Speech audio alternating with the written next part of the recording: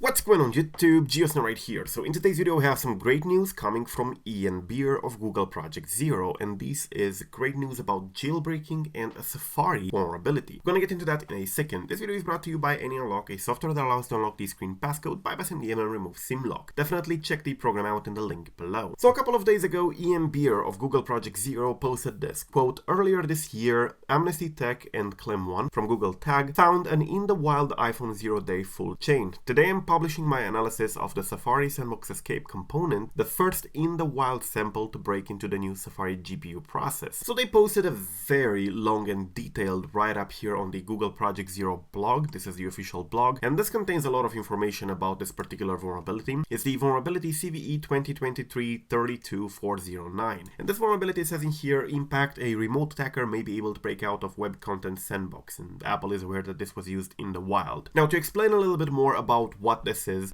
part of a bigger chain of exploitation that was detected this year. Back in April, the attackers were actually chaining multiple vulnerabilities together, and they were actually able to infect various iPhones by just sending malicious links to the people. And this web content Safari vulnerability played an important role because this one provided a sandbox escape directly from Safari. So this created a vector for infecting those devices. Now, in itself, the whole payload containing everything with all the exploits is probably very dangerous, and it's a good thing that it was patched and that Apple took the responsibility of releasing a patch very fast. So Apple did try to harden Safari and WebKit quite a lot in the past couple of years because a lot of jailbreaks did use that as a vector to install the jailbreak, or a lot of Safari-based jailbreaks in the past, and they try to fix that because it's not only about the jailbreaks, it's also about the vulnerabilities and threats to various people. As you could see from here, this wasn't a jailbreak, this was a targeted attack that used those vulnerabilities. However, we can use these for our purposes, for our benign jailbreak purposes, because the information about this WebKit vulnerability is now fully available on Google Project Zero's blog, including coding here and all the explanations about how this works. By now it's completely patched. This is basically iOS 16.4 and lower, so this was patched in iOS 16.4.1. That's a lot of versions ago, and iOS 16.4.1 and lower are not even signed anymore, so by now it's safe to release this to the general public. However, if you're interested in jailbreaking, you probably are on iOS 16.4 or lower, and in that case somebody can theoretically take this vulnerability and create a Safari-based jailbreak if they combine it with another kernel exploit. So that's quite interesting, and I'm glad that Ian Beer decided to post this whole write-up in here. So if you're running iOS 16.4, that's the whole point I'm making this video. If you're running iOS 16.4 or lower, you should stay there at the moment because you might be able to soon use a Safari-based vulnerability. Somebody may use this to create a jailbreak that is based in Safari, but we don't know that for sure. So for the moment, it's best to just stay. We don't have any solid information that somebody is working on something like this, so I can't say for sure there will be a Safari-based jailbreak based on this vulnerability, but your best bet would be to stay below iOS 16.4.1 at the moment if you don't want to take any chances updating. Thank you for watching. I am GeoSnow. Till the next time, subscribe to stay updated, and peace out.